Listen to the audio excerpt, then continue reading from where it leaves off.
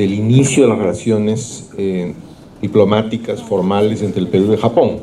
Es un tema relativamente poco conocido. En parte, debo mencionar también a Yolanda Viso, la directora del Archivo Central de la Cancillería, que resguarda documentos originales de esta misión. Como veremos, algunos los pasaré en esta exposición, ¿no? Especialmente los relatos diplomáticos que hacía el propio, que hizo el propio Aurelio García García a propósito de su misión. Por ejemplo, en la presentación de cartas credenciales, que tuvo lugar en 1873. Bueno, voy a tratar de ser breve porque es un tema bastante grande, ¿no?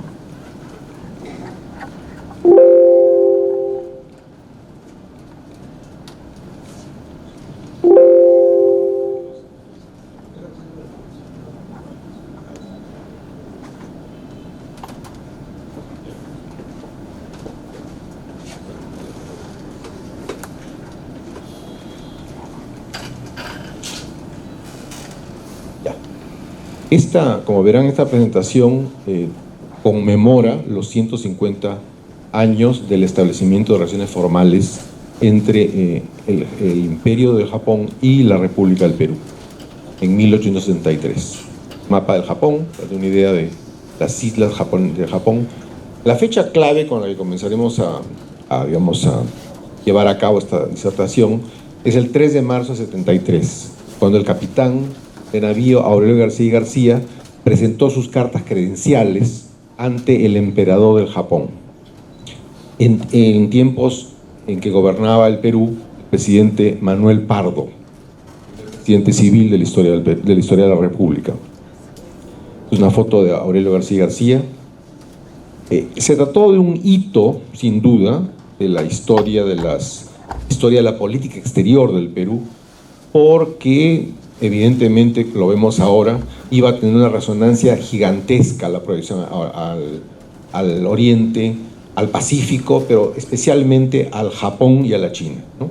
Es una cosa que ha ido creciendo y creciendo con los años, pero comenzó aquí, esto tuvo su origen. ¿Por qué razón el Perú fue el único país hispanoamericano que dio el paso de establecer relaciones diplomáticas con Japón? Para explicar esto hay que mencionar varios temas de contexto, ¿no? Lo hizo el presidente Manuel Pardo, pero los antecedentes se remontan al antecesor de Manuel Pardo, que fue el presidente José Balta. El presidente José Balta, en este tiempo, comenzó, digamos, a tratarse este tema en el Congreso, sobre todo, a raíz de, primero en la época de Balta, el incidente del carguero Cayaltí en 1868. Y después, en tiempos de Pardo, el incidente de la barca María Luz. Ahora vamos a ver de qué trata este asunto. Esto tiene que ver con la inmigración china al Perú. Desde el año 49 ocurrió una importante migración china en el contexto del desarrollo de la economía guanera, del desarrollo de la economía agraria en la costa del Perú, que es cuando nace realmente la producción de azúcar, de algodón, y también esto en un contexto que hemos olvidado, porque somos olvidadizos cuando simplemente proyectamos el presente al pasado a veces. La población andina no solía bajar a la costa en esa época. Era muy difícil. La población andina tenía un terror sagrado a las enfermedades de la costa. Y era muy difícil que bajara. El enganche, el famoso enganche que conocemos desde la época de las haciendas en el norte, de los Gildemeister, es de fines del siglo XIX. Es un proceso tardío. En esta época no bajaban campesinos. Entonces se requerían brazos, sobre todo para las actividades agrarias, ¿no? Y se pensó en la población china, no solamente el Perú, otros países, por ejemplo Cuba. A Cuba llegaron muchos inmigrantes chinos en esa misma época, ¿no? Esta necesidad de brazos tuvo que ver también con otros aspectos como el crecimiento de los ferrocarriles. Y fue en aumento, ¿no? Particularmente en este tiempo de Balta, ¿no? Que llegaron 38.648, según datos de Walt Stewart, de Chinese Bondage in Perú. El trabajo, eran condiciones duras de trabajo sin duda, ¿no? Fue una época difícil para la población china, pero como todos sabemos terminó integrándose muy bien a la sociedad peruana y aportando enormemente, ¿no? Son trabajadores culíes aquí. Y Henry Mays, el famoso empresario estadounidense que vino al Perú a hacer ferrocarriles, empleó, según Jorge Basadre, una cantidad importante de operarios chinos, 5.000 chinos, en la construcción de sus ferrocarriles. Aquí tenemos a Henry Mays. ¿De dónde venían los inmigrantes chinos? Los inmigrantes chinos llegaban sobre todo de la provincia de Cantón o Guangdong, ¿no? Eso es muy importante porque es una zona de China con una gran personalidad, para comenzar, una gran personalidad culinaria que hemos heredado los peruanos. Nuestra comida peruana es heredera de la comida de Cantón, no de la comida de Pekín, no de la comida de Cantón. Y ese, digamos, era el punto de partida de la mayor parte de inmigrantes chinos, ¿no? Ahí está Cantón, al sur de China, y también venían, bueno, de esa área, pero específicamente de la colonia portuguesa de Macao. En ese tiempo los portugueses tenían una colonia, ¿no? Y muchas veces los digamos, chinos que firmaban contratos se embarcaban en Macao y iniciaban su viaje al Perú. Esta es la ubicación de Macao. La Cayaltí, el primer incidente del año 68, 1868, tuvo lugar cuando un barco llamado Cayaltí, un barco de carga, cargado de chinos culíes, se acercó a la costa peruana, pero en realidad los chinos se amotinaron por los malos tratos y la nave regresó al Japón, fue al Japón, buscó refugio ahí y evidentemente esa situación fue ventilada en la prensa, fue ventilada por las autoridades japonesas y generó un escándalo internacional, ¿no? Este incidente de la Cayaltí motivó que el año 1870 en el Congreso peruano se hablara por boca del entonces canciller del Perú, José Jorge Loaiza, de la necesidad de establecer relaciones diplomáticas con el Japón, ¿no? Y con la China, pero sobre todo con el Japón, con la que había tenido lugar este incidente, ¿no? Para facilitar este tipo de soluciones ante este tipo de problemas. Entre tanto, se pidió a los Estados Unidos formalmente que sus representantes diplomáticos representaran al Perú. Ya dado que hubo urgencia en tener alguna presencia peruana, se buscó esa figura que es no usual, pero existe en el derecho diplomático, de encargar a otro país los intereses del propio, ¿no? Y de hecho fue así, ¿no?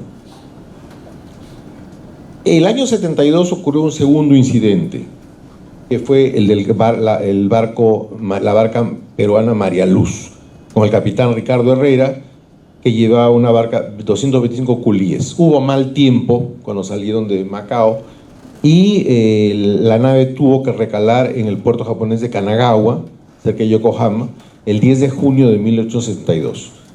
Dicen las fuentes que uno de los chinos se tiró al mar, se escapó, se subió a una nave británica que estaba cerca, el Iron Duke, y los ingleses, digamos, acogieron la denuncia de maltratos y a través del cónsul inglés en esta localidad presentaron esta situación a las autoridades japonesas.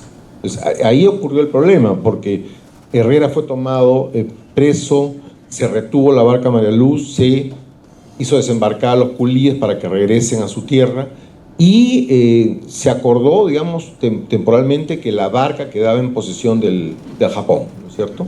Un tema que quedó así en suspenso hasta encontrar una solución. Este en realidad fue el incidente que ya marcó la decisión del gobierno peruano de establecer relaciones diplomáticas. Y hay que destacar que esto tuvo resonancia internacional tan amplia, tan grande en la prensa en la época, que al año siguiente, el año 74, se hizo efectiva la prohibición de la inmigración de culíes desde Macao, desde la colonia portuguesa de Macao, ¿no? Bueno, volvamos al Perú. El presidente Pardo, con su canciller Ribagüero y los Korsvaren, decidieron dar el paso decisivo para enviar una misión que abra las relaciones diplomáticas con el Japón. Yo me he preguntado por qué razón se nombró un marino y no a un diplomático, digamos, estándar. Mi lectura de lo que he podido deducir es que tengo entendido que García García hablaba muy bien el inglés, que no era tan común en esa época.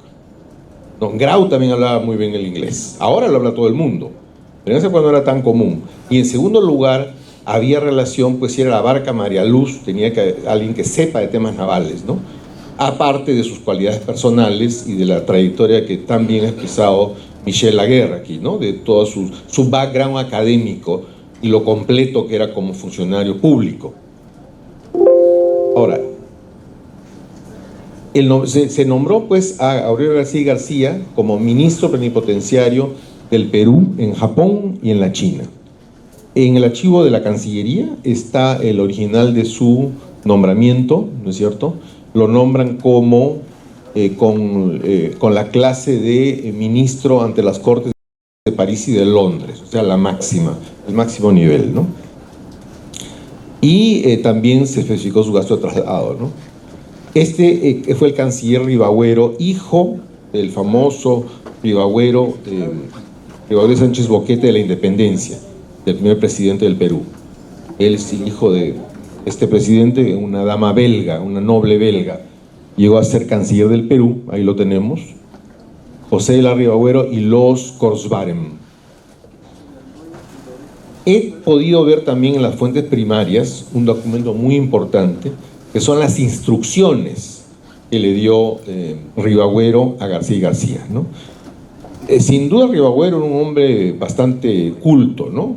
Y tenía una extraña visión internacional. En esa época, hay que decirlo con toda claridad, la mayor parte de políticos peruanos no tenían visión internacional. No tenían, sí. Pero Ribagüero se ve que sí. Estaba muy conectado con lo que estaba pasando, a juzgar por el tenor de las instrucciones que le dio a García García. En el meollo de las instrucciones, no voy a leer todo el párrafo, pero sí debo mencionar que habla de la China y el Japón llamados a ejercer poderosa influencia en el equilibrio de las sociedades modernas, ¿no? Fíjense, eso lo dice en 1872. Hay que tener buena visión para decirlo, ¿no? También dicen, hay una parte en la que señala que son naciones que sobreabundan en riqueza fabril y agraria. Quizás al final, digamos, con el paso del tiempo, no han destacado en la riqueza agraria, pero sí en la fabril, digamos, y sí que han destacado, ¿no? También es una cuestión de una visión de futuro. Y lo más interesante es que Ribagüero menciona el contexto de la época. ¿Y cuál era el contexto? En 1872 era nada menos que la gestación de la enorme, gigantesca segunda revolución industrial que iba a tener lugar en la humanidad, o en Occidente, mejor dicho, entre el siglo XIX y el siglo XX, que terminó industrializando al propio Japón, porque fue de las naciones que se industrializaron. Una revolución gigantesca, ¿no? Que implicó, como dice Ribagüero, encarecimiento de las subsistencias, que implicó también nuevas tecnologías, implicó, por ejemplo, la aparición del petróleo, los motores eléctricos, ¿no? En fin, una superación de la primera revolución industrial del siglo XVIII, que se había basado en el carbón y en la máquina de vapor. O sea, está muy claro que Ribagüero sabía que se estaba gestando una explosión tecnológica y social en el mundo que ocurrió después, ¿no? O sea, muy lúcido Ribagüero. Bueno, he mencionado ya la revolución industrial, el desarrollo tecnológico sobre todo, ¿no? Un punto importante también, quizás el más importante técnicamente desde un punto de vista diplomático, de las instrucciones, es que era imprescindible estipular la libertad de los ciudadanos de cada uno de los países contratantes para trasladarse o emigrar al territorio de la otra, ¿no? Eso era fundamental, ¿no? Y de ejercer además la actividad que juzguen conveniente. Esta era, digamos, la piedra angular para Ribagüero del tratado que debía negociarse con el Japón y también después con la China, ¿no? Porque él pasó al Japón y después a la China. García García se embarcó en el Callao el 22 de diciembre de 1872 con una comitiva a la antigua, con una delegación bastante grande, encabezada por su secretario, doctor Juan Federico Elmore, con varios adjuntos civiles, diplomáticos, digamos, diplomáticos civiles, un ayudante militar y 2 ayudantes navales. No, los ayudantes navales fueron Octavio Freire y Nicanor Aramburú, que se ve que los utilizó mucho en sus trabajos, a juzgar por lo que él menciona en las fuentes, ¿no? Esto lo he tomado de un trabajo muy poco conocido de José Carlos Martín, que se llama El establecimiento de relaciones diplomáticas entre el Perú y Japón. Este es Juan Federico Elmore, diplomático que va a acompañar, repito, a García García, y después va a tener importante labor en la Guerra del Pacífico, porque fue representante del Perú en los Estados Unidos, en la época de la guerra, ni más ni menos, ¿no? García García, luego de una escala en algunos puntos del Pacífico, incluso México, llegó a San Francisco, y de San Francisco, él y su comitiva se embarcaron hacia el Japón. Llegaron a la bahía de Edo, la actual Tokio, el 27 de febrero de 1873. Y ese mismo día desembarcaron al puerto de Yokohama. Aquí, en este puerto, en Yokohama, como se veía en la época de García García, ¿no? Aurelio García García fue testigo de una época muy interesante en la historia del Japón. Muy interesante, o sea, una época de cambios. Una época, hacía apenas 5 años había caído el shogunato, ahora voy a explicarlo, y se había entronizado el poder del emperador del Japón, el emperador Mutsuhito, en la llamada era Meiji, que significa era ilustrada. Es una época de cambios sociales y tecnológicos en el Japón, pero acababa de tener lugar esos 5 años apenas, ¿no? Y el Japón estaba en proceso de cambio. Por ejemplo, el año anterior a la llegada de García García, meses antes, digamos, se había inaugurado nada menos que el primer tren entre Tokio y Yokohama, ¿no? Que se ve aquí en un grabado japonés, ¿no? Hombre penetrante, hombre muy inteligente, ¿no? Realmente el retrato que nos ha hecho Michel calza con la percepción que yo tengo, ¿no? Y ya entendí también por qué lo nombró Pardo, ¿no? No solamente por sus dotes técnicas, dotes científicas, lingüísticas, sino por ese instinto que tienen algunos políticos y diplomáticos para calar en las personas, que no es usual, hay que decirlo, ¿no? ¿Y qué encontró? Encontró algo que aparece en otras muchas fuentes, ¿no? Él dice: siento que el pueblo japonés todavía no interioriza las reformas, todavía hay rechazo al occidental, ¿no? Esto está comenzando, pero es un proceso difícil, ¿no? Dice, curiosamente, dice, los hombres que le dieron al Tenno, al emperador, dice, el Tenno le decía, le dieron el poder, eran personas que no querían a los extranjeros, pero a la larga, digamos, lo que está haciendo el emperador es llevar adelante toda una reforma, una cosa un poco contradictoria, ¿no?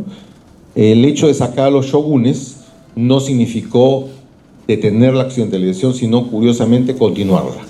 La continuó. Veamos algo de antecedentes históricos, muy rápido. ¿Por qué encuentra García García un Japón así, contradictorio? Hay que remontarse a los siglos XVII al XIX, por lo menos. Japón se aisló en un tiempo. Los europeos, los portugueses, llegaron en el siglo XVI. Y, los japoneses, por supuesto, inmediatamente copiaron los arcabuces, ¿no? Un rasgo de los japoneses. Copiaron y construyeron rapidísimo ejército que tenían arcabuces, temibles, ¿no? Y a eso añadieron sus espadas, su maestría en usar la caballería, en fin, ¿no? Eran tremendos ejércitos, ¿no? Y de hecho, pues ningún ejército europeo se hubiera atrevido a asomar el Japón en el siglo XVI. Jamás, imposible. Habrían sido simplemente aplastados, ¿no? Cualquier ejército, inglés, español, portugués, ¿no? lo que enviaron los europeos fueron jesuitas, fueron sacerdotes, ¿no? Poco para ir cristianizando la población. Y al comienzo se cristianizó bastante gente. Los jesuitas tuvieron bastante éxito. Pero en el siglo XVII, por alguna razón, el Japón se cerró. Votó a los jesuitas, eliminó el cristianismo y se encerró al punto de exigir que ni siquiera los barcos naufragados de Occidente recibiesen ayuda en caso recalasen en los puertos japoneses. Incluso en esos casos, ¿no? Los shogunes que gobernaban Japón en esa época, no gobernaba el emperador en esa época, sino los shogunes, como señores feudales, digamos, sobre todo uno de ellos, es el que va a restringir estos contactos del Japón con el mundo, ¿no? Algunos dicen que esto le da la personalidad peculiar al Japón, ¿no? Hasta ahora, ¿no? Este sentido de ser una nación única se consolidó en este tiempo, ¿no? Sin duda. Esta historia cambia, esta historia de aislamiento, bruscamente va a cambiar cuando, en el contexto de las peleas entre Estados Unidos, Gran Bretaña, Francia, Holanda, por la preeminencia comercial, porque en el siglo XIX no solamente hubo guerras con cañones, sino también guerras por los mercados, ¿no? Mucho. Entonces, en ese contexto, los estadounidenses mandan una escuadra completa al Japón, al mando del comodoro estadounidense Matthew Perry, en 1853, ¿no? Una flota que los japoneses vieron con bastante desagrado como los barcos negros, que botaban vapor negro y eran de color negro. O sea, lo vieron bajo los colores más negativos, ¿no? Lo que hizo Matthew Perry fue simplemente, hablando buen cristiano, amenazar al shogunato y decir: tienen que abrir ustedes, tienen 1 año de plazo para abrir el comercio a Estados Unidos. Se acabó. Bueno, esas eran las reglas de la época, la regla de los cañones. Es la regla que aplicaban los europeos en el África, la que aplicaron en la guerra del opio con los chinos, ¿no? La que aplicaban entre ellos, ¿no? Si no, miren cómo los prusianos trataron a los franceses, ¿no? O sea, era una época bastante dura, ¿no? Era una época, no había ahí pues la Haya, no había Naciones Unidas, no había tantos mecanismos de solución de controversias como hoy. Era otro mundo, ¿no? Era otro mundo. Entonces, al final, Japón no podía resistir eso y los shogunes aceptaron esta situación en el Tratado de Kanagawa de 1854 y Japón se abrió al comercio exterior. Este es el comodoro Perry, ¿no? Pero vean ustedes cómo lo pintaron los japoneses. Miren, este es el original, digamos, y esta es la imagen que tenían del comodoro Perry los japoneses. Los dos de al lado son sus oficiales mayores. Parecen japoneses, ¿no? Pero es un retrato hecho por japoneses de oficiales estadounidenses, ¿no? De la Marina. Esta es otra pintura que muestra ese carácter oscuro, negro de los barcos del Comodoro, ¿no? Que no gustaron al Japón, y es la flota del Comodoro Perry, ¿no? Entonces hubo pues un difícil proceso de apertura entraron los comerciantes. Este es un grabado de los extranjeros comerciantes en Yokohama, ¿no? Un poco burlón, ¿no? Los japoneses veían a los europeos como, para comenzar, los europeos no se bañaban mucho, hablemos con claridad, ¿no? Los japoneses se bañaban todos los días, ¿no? Los europeos no se bañaban. Los europeos recién se han bañado ahora con la influencia estadounidense después de la Segunda Guerra Mundial, en realidad, para ser francos, ¿no? Esa es la verdad, ¿no? Y además tenían pelos en la cara y ojos azules, o sea, eran demonios. Eran demonios, o sea, hay que verlo de esa manera, ¿no? Ellos tenían esa visión de Occidente como de demonios que nos están ocupando. Y aquí se burlan, pues, de los comerciantes europeos, ¿no? Obsesionados con el profit, con las sedas y todo eso, ¿no? Los japoneses acuñaron la expresión tratados desiguales. Nos están imponiendo tratados desiguales, decían. Es decir, tratados en los cuales salimos perdiendo. Porque después del tratado con Estados Unidos, inmediatamente Gran Bretaña pidió su tratado, ¿no es cierto? ¿No? Inmediatamente otros países lo pidieron. Y el meollo de la discusión, para hacer la historia corta, el meollo de la discusión, es que los europeos exigían lo que se llama la extraterritorialidad. Esa es la palabrita clave, la extraterritorialidad, en un sentido amplio, ¿eh? No solamente hablamos de que cuando uno entra ahora, por ejemplo, a un local de una embajada de otro país, está en un ambiente extraterritorial, ¿no es cierto? Que es la prolongación del territorio del país en otro país. No, no solamente eso, era más todavía. Era el hecho de que un extranjero no podía ser sometido a las leyes japonesas estando en un puerto determinado, ¿no es cierto? Como persona, y que si cometía algún delito, el juez iba a ser el cónsul, su cónsul, no un juez japonés, sino un cónsul. Si había el cónsul inglés era juez del ciudadano inglés. Lo cual es entendible que los japoneses lo hayan visto como una afrenta, no como un abuso. Yo lo veo así, por lo menos, ¿no? De hecho, ellos, el año 1899, cuando ya adquirieron fuerza, quitaron eso, ¿no? Sometieron ahora a todos a la jurisdicción local, como es lo normal, ¿no? Como hacen los propios europeos. Entonces, hay que comprender también el punto de vista del Japón, ¿no? Ese tratado desigual comenzó con el de Kanagawa y establecía, en el caso de Estados Unidos, dar fin a los siglos de aislamiento, a la política de exclusión que se llamaba Sakoku se llamaba, y también la apertura de los barcos estadounidenses a los puertos japoneses de Shimoda y Hakodate. Por supuesto, con el establecimiento de un consulado norteamericano y también con la garantía de que los náufragos estadounidenses serían atendidos en caso de llegar a la costa del Japón, ¿no? Ese es un poco el sentido de esto, ¿no? Pero se le vino una avalancha, repito, de tratados con otras potencias, ¿no? Otros tratados desiguales. Ahora, subrayo que en este tiempo en que llega García, el propio Perú ya se había abierto al comercio libre. El Perú no nació como una nación librecambista, no, es un mito eso. Cuando nació el Perú, ante la existencia de tantos comerciantes británicos que cambiaban vorazmente sus cucharitas, sus telas por plata peruana, que es lo que les interesaba, descapitalizaban al Perú. Entonces, al comienzo de la República, en la época de Gamarra, de Lamar, estos caudillos militares dijeron ni hablar, ¿no? Altos aranceles a los productos británicos, si quieren entrar, ¿no? Si no, no entran, para proteger la plata peruana. La plata además tiene un valor especial en ese momento. Pero ya para esta época, la segunda mitad del siglo XIX, el Perú ya se había abierto al libre comercio, ya en la época de la bonanza del guano ya era otra situación, ¿no? Entonces también un elemento más de la llegada de García era la esperanza de tener alguna proyección comercial, ¿no? También, junto con la que tenían las potencias occidentales. A los japoneses también, con toda la razón, les molestaba la arrogancia europea, les molestaba ese sentido de superioridad cultural, ¿no?, que había en ese tiempo, ¿no? Cosa ya superada, por cierto, pero entiendo que les haya molestado mucho, ¿no? De hecho, luego de el primer tratado con Estados Unidos y con otros países, comenzaron una serie de revueltas en el Japón.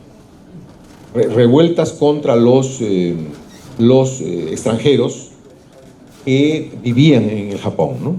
Y esto, es más, condujo a la caída de los shogunes que habían permitido esto, ¿no? Ese fue el contexto en el cual cayó el shogunato y el imperio rebrotó como poder principal en el Japón. Este contexto. Y el inicio de la era Meiji. Esto implicó una guerra, la guerra de Boshin, 1868, muy poco antes de que García llegara a Japón, poquísimo tiempo antes. En esta guerra se enfrentó el último shogun del clan Tokugawa con el emperador Mutsuhito, ¿no?, que se llamó después emperador Meiji. Y se produjo una famosa batalla de Toba Fushimi, en la cual este shogun Tokugawa Yoshinobu se enfrentó con su ejército de samuráis, muy valientes por cierto, contra las tropas del emperador, que tenían pues cañones, fusiles Minié, armamento moderno, ¿no? Bueno, evidentemente ganó el emperador, ¿no? Ganó el emperador, pero combatieron muy heroicamente los samuráis. Y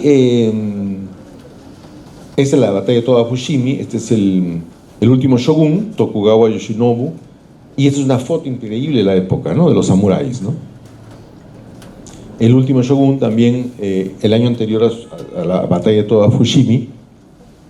El desenlace es que se inició en el Japón la era Meiji, que iba a durar hasta el año 1912, encarnada en este gran emperador Mutsuhito, ¿no? Que fue el que va a recibir a García García. Esta era Meiji, fue una época de enormes transformaciones en Japón. El Japón, como les dije, mantuvo su núcleo cultural, definitivamente, ¿no? Entonces lo que dijeron las autoridades japonesas, encabezados por su emperador, es: ahora estamos débiles, pero para tratarnos de igual a igual con los occidentales, vamos a absorber su tecnología, sus matemáticas, su física, todo aquello que sea útil al Japón. Eso está en los documentos. Eso está en los documentos. Selectivamente buscaron lo que al Japón le convenía. Y fíjense, en 1905 el Japón derrota a la escuadra rusa, lo cual fue una sorpresa en Occidente, porque era la primera vez que gente de Oriente, no blancos, vencían a blancos. O sea, en un contexto de socialdarwinismo en la época, les rompió todos los esquemas, ¿no es cierto? Porque el Japón derrotó a la flota rusa en 1905. Y mire, fíjese, en tan poco tiempo, 1905 no es nada. O sea, el Japón quemó varias épocas en poquísimo tiempo, ¿no? Como de alguna manera también le pasó a Alemania. Interesante, no tan rápido, pero también le pasó a Alemania. No fue como en Inglaterra, que tuvo una industrialización pues lenta, como la industrialización de Francia, que también fue lenta. Aquí la sociedad cambió en pocas décadas, ¿no? Ahora, esta era Meiji, representó pues esos cambios que he mencionado. Este es el famoso emperador Mutsuhito, que va a ser el que recibirá a Aurelio García García, ¿no? Está con su traje europeo. Y eso ya lo he mencionado. La tecnología, lo importante, la tecnología. Se pegaron mucho a Alemania. Enviaban jóvenes a estudiar a Alemania, sobre todo ciencias duras. Y fue un éxito enorme, ¿no? Por cierto. En la Pearl Harbor, están los marinos especialistas, los Zero Mitsubishi pues eran pues mucho más modernos y eficaces que las naves estadounidenses, ¿no? Y venían del Japón, un paísito que era chiquitito al lado de ese monstruo, ¿no? Pero eso fue por esta industrialización que tuvieron, ¿no? Además de la parte tecnológica, tuvieron lugar muchas reformas institucionales. Por ejemplo, se anuló el sistema de feudos, se quitaron los privilegios a la nobleza guerrera, a los samurái, se hizo una administración pública moderna a la occidental, un sistema judicial a la occidental, y se implantó un sistema educativo ceñido a modelos europeos, que alfabetizó muy rápidamente al Japón. Y finalmente se instauró el servicio militar obligatorio. O sea, una revolución institucional al lado de los avances tecnológicos que he mencionado, ¿no? Y adoptaron también aspectos de la cultura occidental, ¿no? Ya toleraron el catolicismo, pero afirmaron el sintoísmo como religión de Estado. Aquí hay, por ejemplo, un grabado muy bonito de japoneses de fines del siglo XIX, con una señora tocando el piano y los japoneses bailando vals europeo. Están vestidos como europeos, ¿no? Es señal típica de la era Meiji, ¿no? De cuando buscaban europeizarse, ¿no? Bueno, es el contexto. Por eso dije que García García, cuando llegó, encontró un Japón en ebullición. Ahora creo que debe estar claro por qué era así, ¿no? Todo lo que había pasado antes. García García presenta cartas credenciales el 3 de marzo del 73, ¿no? O a la manera japonesa, el tercer día, el tercer mes, el sexto año del reinado ilustre, Meiji, ¿no? Así ponían en sus textos, ¿no? Fue la primera vez que un representante de la América hispánica se acreditó formalmente, lo cual puede equivaler a un encuentro de dos mundos prácticamente, ¿no? Porque lo fue, ¿no? Dice García García en uno de sus informes, ¿no? El emperador, llamado Mikado o Tenno, y los altos funcionarios que intervienen en ella llevan sus trajes japoneses. Solo el ministro de Relaciones Exteriores usa un uniforme diplomático de la europea. así como las tropas que han adoptado el estilo del ejército francés. Más o menos así se presentó, aunque esta es una foto del año 72, del año anterior, pero el emperador Mutsuhito se presentó con su traje tradicional a la presentación de cartas credenciales. Y García se presentó obviamente como lo que era, ¿no? Representante de la República del Perú y concretamente del presidente Manuel Pardo, ¿no? Dice, habla de el Japón regido hoy por un sabio y prudente monarca que realiza en este bello país, mereciendo el aplauso universal, las más extraordinarias y trascendentales reformas. O sea, menciona lo que ve, ¿no es cierto? Los cambios que ocurren en el Japón. Y habla también de desarrollar las relaciones que deben existir entre ambos países. El intercambio recíproco, el mutuo conocimiento y, en general, lo que se invoca siempre cuando se establecen relaciones diplomáticas, ¿no? Quiero manifestar a vuestra majestad cuán grande es el interés que abriga por el desarrollo de las relaciones que siempre deben existir entre ambos países, mediante las ventajas de un cambio recíproco. Y García se ve que había plata con el guano en el Perú, sin duda, ¿no? Se ve, le entrega las cartas credenciales no peladas como se entrega ahora, porque ahora el embajador entrega su sobre, ¿no? Al rey de España o al presidente de Colombia, ¿no? Ahora no, se buscó una caja de oro que se hizo en el Perú y dentro de ella se colocaron las cartas credenciales. Se alcanzó al emperador. Un detalle muy fino del presidente Manuel Pardo, ¿no? Y claro, y también habló el emperador, porque en el registro que dejó García en la Cancillería aparecen las palabras que hizo el emperador Mutsuhito. Y vale la pena así mencionarlas, ¿no? Tenemos la más alta satisfacción que hayáis venido, señor, a este imperio como enviado extraordinario y ministro plenipotenciario de su excelencia el presidente del Perú, trayendo de él una carta credencial en la que manifiesta el deseo de que se estrechen las relaciones de amistad entre ambos países. No se puede dudar, señor, que con vuestra habilidad desempeñaréis bien las funciones que se han confiado hoy y que se realizarán los deseos del presidente.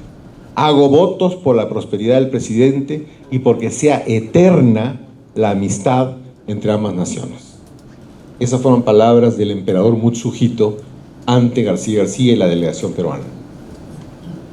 El título que usaba Mutsuhito dice: Mutsuhito, por el favor del cielo, emperador del Japón, colocado sobre trono imperial que ocupa una dinastía invariable desde el tiempo inmemorial, de tiempos del emperador Ginmu, ¿no? 2533 años atrás.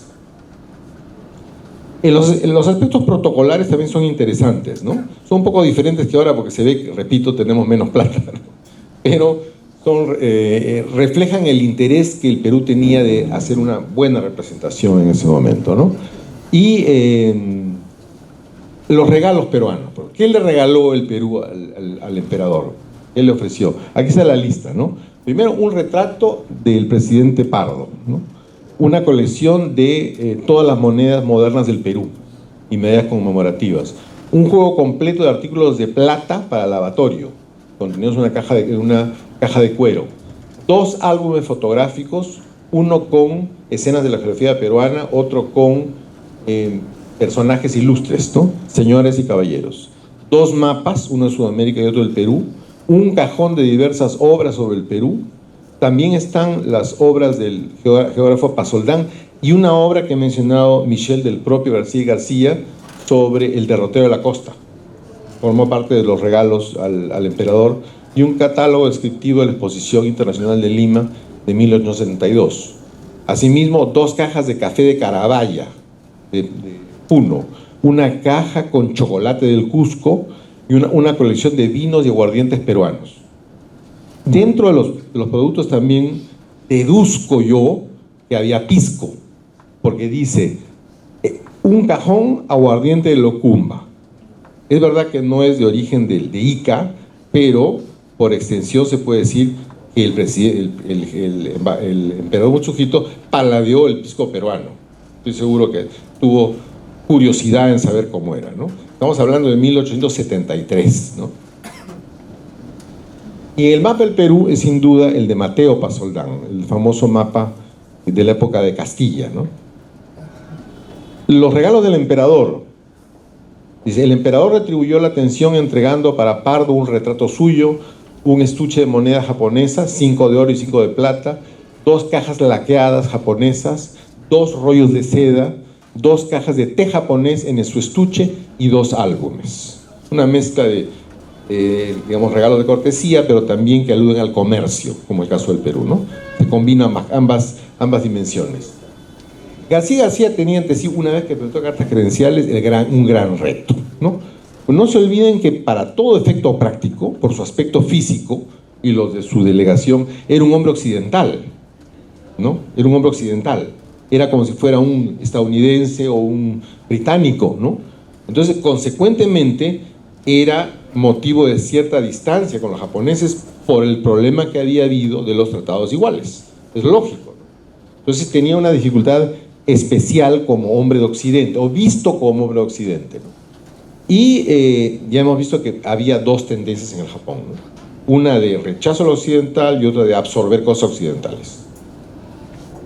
Sobre la María Luz, la barca esta se acordó el 22 de junio del 73 que se entregaba el tema al arbitraje del zar de Rusia, una potencia amiga, un emperador amigo, ¿no?, de ambos países. Ya vamos a ver qué pasó después, ¿no? Y el problema fue la negociación del Tratado General. El Tratado General en la cual tenía la instrucción García García de por lo menos conseguir lo que habían conseguido estadounidenses, británicos, franceses, todas las naciones europeas, ¿no? Por lo menos eso. Eso fue difícil porque llegó a decírsele que, no, ¿sabe qué? Extraterritorialidad no podemos. Llegaron a decirle, no. Hemos tenido muchos problemas, embajador, muchos problemas, no vamos a dar. Tuvo que usar todo su talento diplomático, que lo consiguió, para conseguir esa cláusula de nación más favorecida. Es decir, al final el Perú consiguió los mismos privilegios que las potencias europeas, comenzando por la extraterritorialidad. Lo llegó a conseguir García García.